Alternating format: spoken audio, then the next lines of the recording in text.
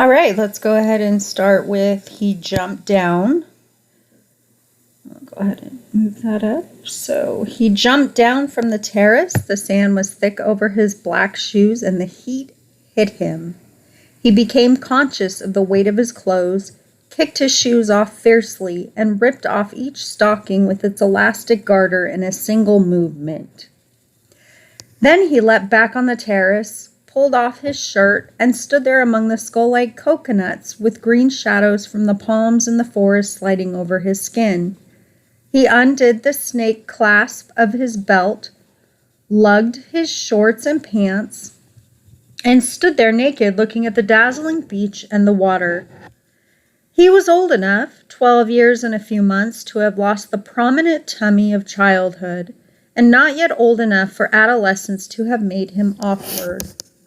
You could see now that he might make a boxer, as far as width and heaviness of shoulders went. But there was a mildness about his mouth and eyes that proclaimed, "No devil."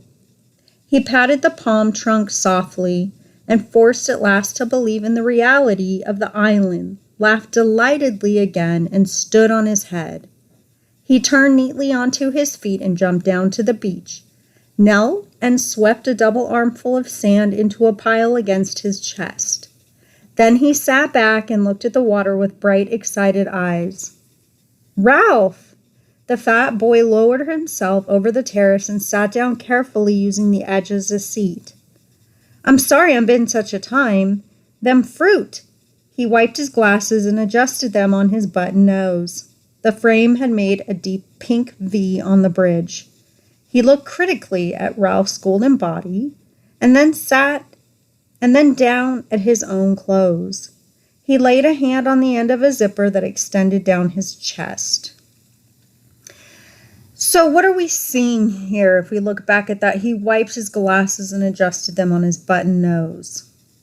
The frame he made on his nose left a pink V, right? He looked critically at Ralph's golden body and then down at his own clothes. Okay, so we've already established that this kid is heavier, right? And so this is a moment of insecurity. He lays his hand on the end of a zipper. He's trying to decide if he's hot enough to take his clothes off or even whether or not to get into the water. "My auntie." Then he opened the zipper with decision and pulled the whole windbreaker over his head. So that tells us that he trusts Ralph enough, right? At least enough not to maybe make fun of him. There, Ralph looked at him sidelong and said nothing. "I expect we'll want to know all their names," said the fat boy, "and make a list. We ought to have a meeting." Ralph did not take the hint, so the fat boy was forced to continue. "I don't care what they call me," he said confidentially, "so long as they don't call me what they used to call me at school." Ralph was faintly interested. What was that? The fat boy glanced over his shoulder and leaned toward Ralph. He whispered, "They used to call me Piggy." Ralph shrieked with laughter. He jumped up. "Piggy! Piggy!" "Ralph, please." Piggy clasped his hands in apprehension. "I said I didn't want—" "Piggy! Piggy!"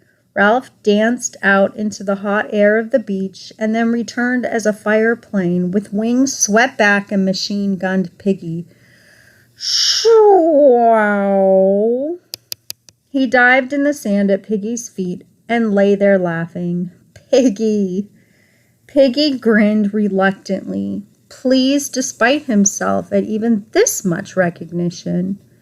"So long as you don't tell the others." Ralph giggled into the sand. The expression of pain and concentration returned to Piggy's face.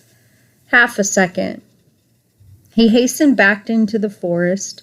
Ralph stood up and trotted along to the right. Here the beach was interrupted abruptly by the square motif of landscape. A great platform of pink granite thrust up uncompromisingly through the forest and terrace and sand and lagoon to make a raised jetty 4 feet high. The top of this was covered with a thin layer of soil and coarse grass and shaded with young palm trees. There was not enough soil for them to grow to any height, and when they reached perhaps 20 feet, they fell and dried, forming a crisscross pattern of trunks, very convenient to sit on. The palms that still stood made a green roof covered on the underside with a quivering tangle of reflections from the lagoon.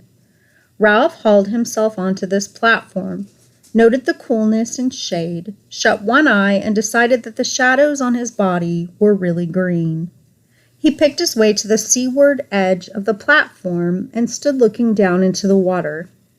It was clear to the bottom and bright with the efflorescence of tropical weed and coral.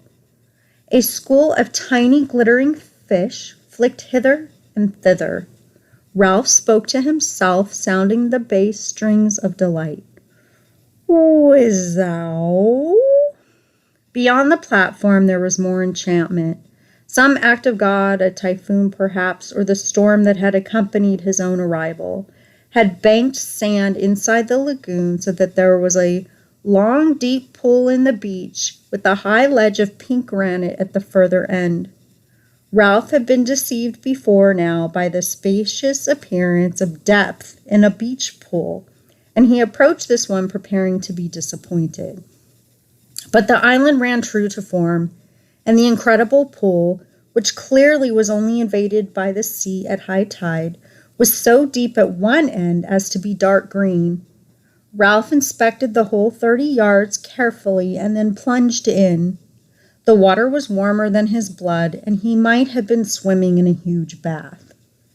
Piggy appeared again, sat on the rocky ledge, and watched Ralph's green and white body enviously. "You can't half swim." "Piggy!" Piggy took off his shoes and socks, ranged them carefully on the ledge, and tested the water with one toe. "It's hot." "What did you expect?" "I didn't expect nothing. My auntie sucks to your auntie." Ralph did a surface dive and swam under the water with his eyes open. The sandy edge of the pool loomed up like a hillside. He turned over, holding his nose, and a golden light danced and shattered just over his face. Piggy was looking determined and began to take off his shorts. Presently, he was palely and fatly naked. He tiptoed down the sandy side of the pool and sat there, up to his neck in water, smiling proudly at Ralph. "Aren't you going to swim?" Piggy shook his head. "I can't swim. I wasn't allowed. My asthma sucks to your asthma." Piggy bore this with a sort of humble patience. "You can't half swim well." Ralph paddled backwards down the slope, immersed his mouth, and blew a jet of water into the air. Then he lifted his chin and spoke. "I could swim when I was 5. Daddy taught me. He's a commander in the Navy. When he gets leave, he'll come and rescue us." "What's your father?" Piggy flushed suddenly. "My dad's dead," he said quickly. And my mom? He took off his glasses and looked vainly for something with which to clean them. "I used to live with my auntie. She kept a candy store. I used to get ever so many candies, as many as I liked." "When will your dad rescue us?" "Soon as he can." Piggy rose, dripping from the water, and stood naked, cleaning his glasses with a sock. The only sound that reached them now through the heat of the morning was the long grinding roar of the breakers on the reef. "How does he know we're here?" Ralph lolled in the water. Sleep enveloped him like the swathing mirages that were wrestling with the brilliance of the lagoon. "How does he know we're here?" "Because," thought Ralph, because the roar from the reef became very distant. "They'd tell him at the airport." Piggy shook his head, put his flashing glasses, and looked down at Ralph. "Not them. Didn't you hear what that pilot said about the atom bomb? They're all dead." Ralph pulled himself out of the water, stood facing Piggy, and considered this unusual problem. Piggy persisted. "This is an island, isn't it?" "I climbed a rock," said Ralph slowly. And I think this is an island.